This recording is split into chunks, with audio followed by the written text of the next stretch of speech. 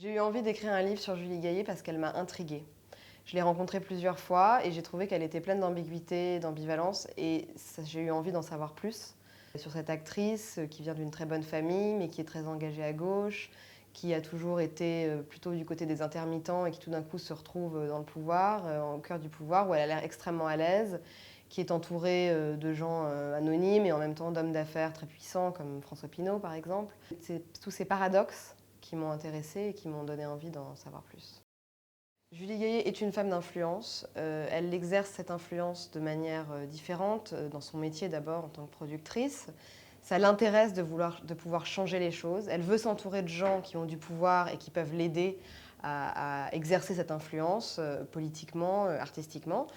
Et maintenant qu'elle est la compagne du président, elle a également une influence auprès de lui, forcément, comme dans tous les couples, elle a son oreille. Et ça, elle le sait, elle en joue un peu, elle essaye en tout cas. On dit même qu'elle aurait, c'est elle qui aurait suggéré le nom de Myriam El Khomri pour remplacer François Rebsamen au ministère du Travail. Elle aurait aussi une influence sur leur vie quotidienne de manière beaucoup plus anodine, mais à l'Élysée, où elle est une invitée, mais où quand même elle est là quotidiennement, enfin régulièrement, et où elle a un rôle dans l'organisation des dîners, par exemple, que le président peut faire. Elle est une femme de l'ombre, elle recherche la discrétion, elle cultive le secret, et pour ça, elle est entourée de gens, d'amis, d'un réseau très protecteur d'amis, qui l'aident à communiquer, qui l'aident à être bien et à se protéger.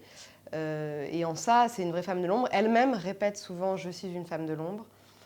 Comme si elle avait besoin de cette obscurité pour avancer et pour avoir de l'influence en fait. On m'a raconté quel couple Julie Gaillet et le président forment.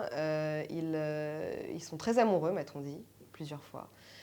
Très complémentaires. On me dit que lui apprécie énormément sa douceur, surtout. On m'a beaucoup dit, mais ça j'ai plus de mal à le croire, que c'est parce que justement elle n'a rien à voir avec la politique qu'elle lui plaît. Or, on sait qu'elle a toujours milité et que ça l'intéresse énormément et qu'elle est très engagée, donc bon, elle est quand même politique, je pense. Mais en tout cas, on parle d'un couple extrêmement bien assorti, très attentionné l'un envers l'autre. Elle s'occupe beaucoup, elle, de son quotidien, elle protège son repos quand il est fatigué. Voilà. Donc c'est un couple qui touche les gens, j'ai l'impression qu'ils les voient ensemble. On dit bien que tant que François Hollande sera président, il n'y aura pas de première dame officielle.